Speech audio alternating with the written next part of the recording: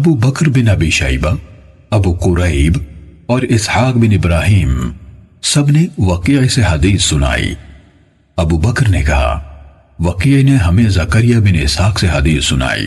انہوں نے کہا، مجھے یحییٰ بن عبداللہ بن صیفی نے ابو معبد سے حدیث سنائی۔ انہوں نے سیدنا ابن عباس رضی اللہ عنہما سے اور انہوں نے حضرت معاذ بن جبل رضی اللہ عنہ سے روایت کی۔ ابو بکر نے کہا، بعض اوقات وقیع کہا ابن عباس رضی اللہ عنہما سے مروی ہے کہ حضرت معاذ رضی اللہ عنہ نے کہا، مجھے رسول اللہ صلی اللہ علیہ وسلم نے بھیجا اور فرمایا، تم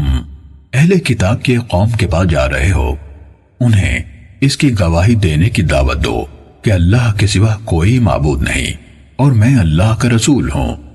اگر وہ اس میں تمہاری اطاعت کریں تو انہیں بتانا کہ اللہ تعالیٰ نے ان پر ہر دن رات میں 5 نمازیں فرض کی ہیں۔ اگر وہ اسے مان لے تو انہیں بتانا کہ اللہ تعالیٰ نے ان پر صدقہ یعنی زکوٰۃ فرض کیا ہے جو ان کے مالدار لوگوں سے لیا جائے گا اور ان کے محتاجوں کو واپس کیا جائے گا۔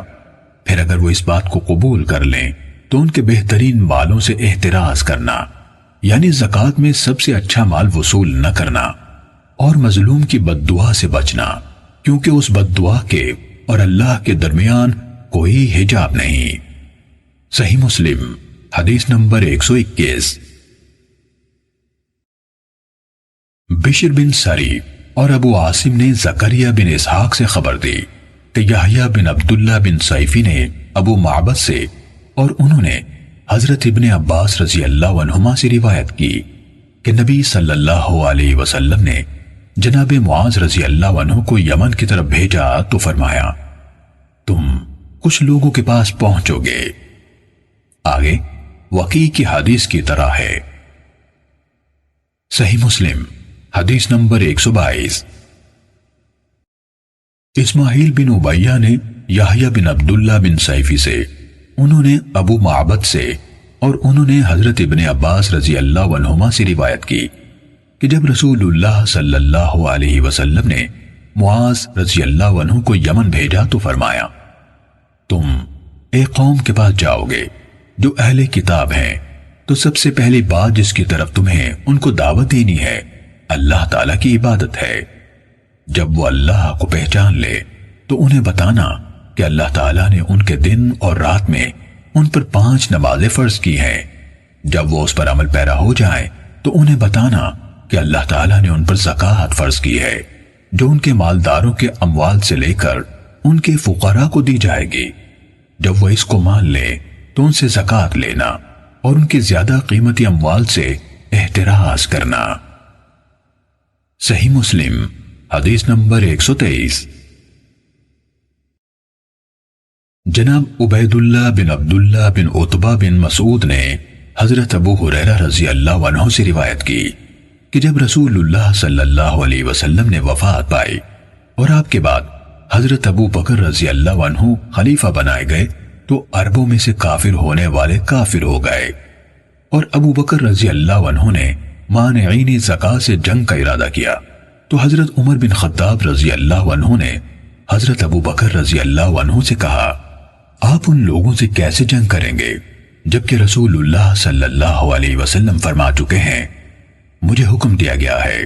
کہ میں لوگوں سے لڑائی کروں یہاں تک کہ وہ لا الہ الا اللہ کا اقرار کر لیں۔ بس جو کوئی لا الہ الا اللہ کا قائل ہو گیا اس نے میری طرف سے اپنی جان اور اپنا مال محفوظ کر لیا، الا یہ کہ اس لا الہ الا اللہ کا حق ہو اور اس کا حساب اللہ تعالیٰ پر ہے۔ اس پر ابو بکر رضی اللہ عنہ نے جواب دیا، اللہ کی قسم میں ان لوگوں سے جنگ کروں گا جو نماز اور زکوٰۃ میں فرق کریں گے، کیونکہ زکوٰۃ کے مال میں اللہ کا حق ہے۔ اللہ کی قسم اگر یہ لوگ اونٹ کا پاؤں باندھنے کی رسی بھی روکیں گے جو وہ رسول اللہ صلی اللہ علیہ وسلم کو دیا کرتے تھے تو میں اس کے روکنے پر بھی ان سے جنگ کروں گا۔ اس پر حضرت عمر رضی اللہ عنہ نے کہا تھا، اللہ کی قسم اصل بات اس کے سوا اور کچھ نہیں کہ میں نے دیکھا اللہ تعالیٰ نے حضرت ابو بکر رضی اللہ عنہ کا سینہ جنگ کے لیے کھول دیا تو میں جان گیا کہ حق یہی ہے۔ صحیح مسلم حدیث نمبر 124۔ سعید بن مسیب نے بیان کیا کہ حضرت ابو ہریرہ رضی اللہ عنہ نے انہیں خبر دی کہ رسول اللہ صلی اللہ علیہ وسلم نے فرمایا، مجھے حکم دیا گیا ہے کہ میں لوگوں سے جنگ کروں یہاں تک کہ وہ لا الہ الا اللہ کے قائل ہو جائیں۔ چنانچہ جو لا الہ الا اللہ کا قائل ہو گیا اس نے میری طرف سے اپنا مال اور اپنی جان محفوظ کر لی، الا یہ کہ اس اقرار کا حق ہو اور اس شخص کا حساب اللہ کے سپرد ہے۔ صحیح مسلم حدیث نمبر 125۔